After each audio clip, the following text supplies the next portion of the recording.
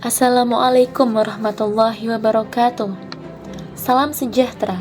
Semoga kita selalu dalam keadaan sehat walafiat.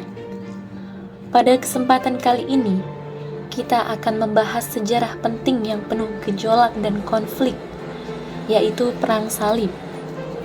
Pada awal abad ke-11 Masehi, yakni sekitar tahun 1095 hingga tahun 1291 Masehi, di kawasan Eropa dan Timur Tengah terjadi sebuah perang besar dan berkepanjangan yang dikenal dengan istilah Perang Salib.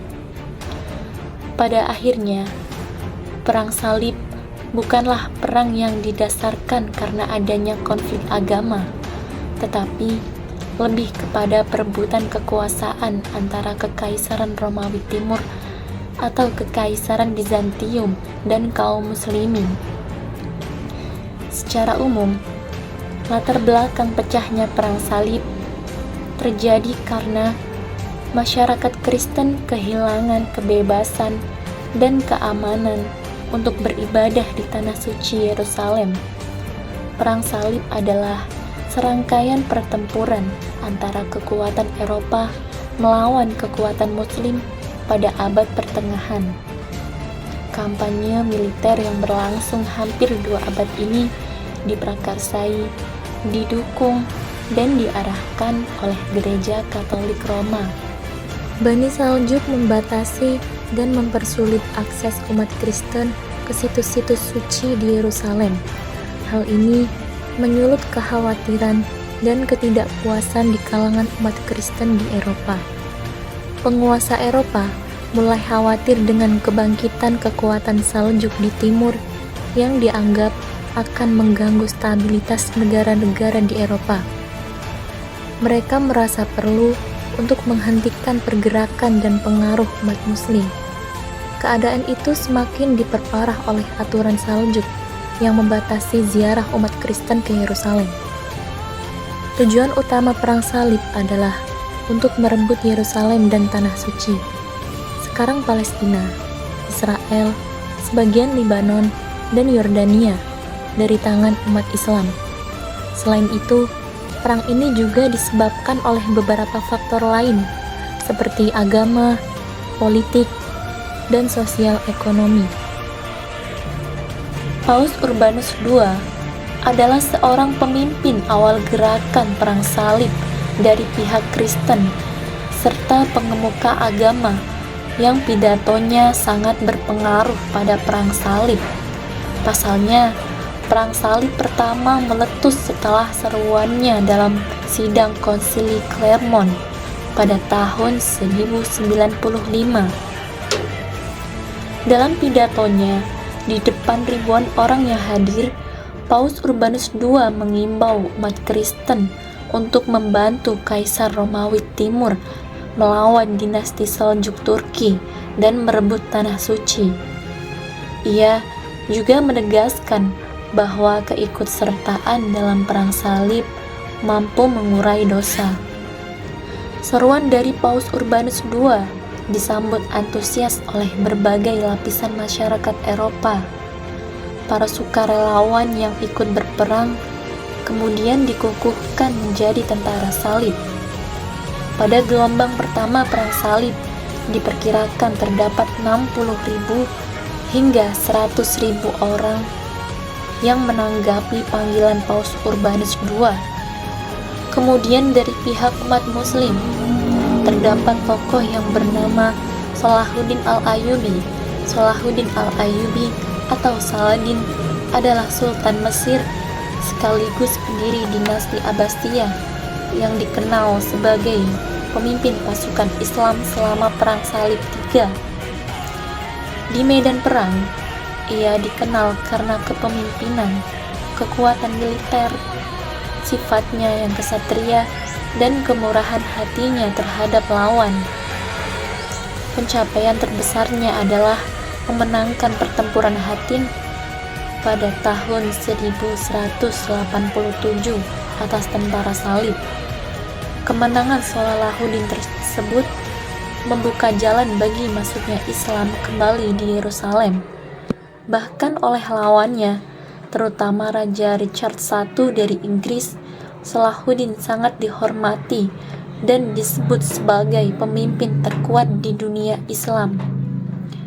Salahuddin memang pernah melawan raja yang berjuluk Richard the Lionheart itu dalam Perang Salib III dan gagal mengalahkannya dalam pertempuran Arsuf.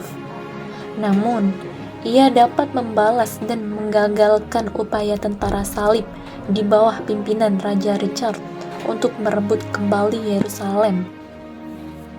Perang salib memiliki dampak yang sangat luas, termasuk dampak politik, sosial, ekonomi, budaya, dan agama yang berlanjut hingga saat ini. Berikut adalah beberapa dampak utama dari perang salib. Dari dampak politik, perang salib membawa perubahan signifikan dalam politik Eropa. Selama perang, para pemimpin mengalami sentralisasi kekuasaan yang kemudian berdampak pada pembentukan negara-negara modern. Perang salib juga mendorong perkembangan nasionalisme, di mana orang-orang mulai mengidentifikasi diri mereka dengan negara mereka dan bahasa mereka. Dari dampak sosial, perang salib menciptakan lapisan kesatria yang besar di Eropa, yang pada gilirannya mengubah struktur sosial. Mereka yang kembali dari perang membawa pengalaman baru dan mengambil peran penting dalam masyarakat. Terlepas dari perang itu sendiri, dampak sosial juga terasa dalam penganiayaan terhadap komunitas Yahudi di Eropa yang terjadi selama perang salib. Dari dampak ekonomi, perang salib mempengaruhi ekonomi Eropa dengan membuka rute perdagangan baru dan memperkenalkan barang-barang mewah dari Timur Tengah. Ini mendukung perkembangan ekonomi di Eropa. Keuangan dan perdagangan juga menjadi lebih terstruktur selama periode ini. Dari dampak budaya, kontak antara Eropa Timur Tengah selama Perang Salib memungkinkan pertukaran budaya yang intensif, pengetahuan tentang ilmu pengetahuan, matematika, dan seni Timur Tengah mengalir ke Eropa. Perang salib juga mempengaruhi seni dan arsitektur Eropa dengan pengaruh gaya Timur Tengah yang jelas, terlihat dalam karya seni dan gereja-gereja yang dibangun selama periode tersebut. Dari dampak agama, meskipun perang salib dimulai sebagai usaha militer untuk merebut kembali tanah suci dari Muslim, itu juga mempengaruhi hubungan antara agama-agama. Kontak antara umat Kristen dan Muslim membawa diskusi agama dan budaya yang mendalam. Seiring berjalannya waktu, perang salib membuka jalan bagi dialog antar agama dan saling pengertian, meskipun ada juga konflik yang berkepanjangan. Kemudian dari dampak yang berlanjut, dampak perang salib masih dapat dirasakan hingga saat ini dalam berbagai konflik di Timur Tengah.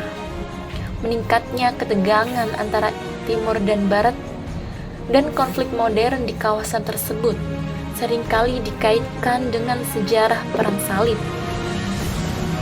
Demikian pembahasan mengenai sejarah dari perang salib. Semoga pelajaran perang salib dapat membantu kita menciptakan dunia yang lebih toleran dan damai di masa depan. Kurang lebihnya, mohon maaf yang sebesar-besarnya. Jangan lupa like dan subscribe. Wassalamualaikum warahmatullahi wabarakatuh.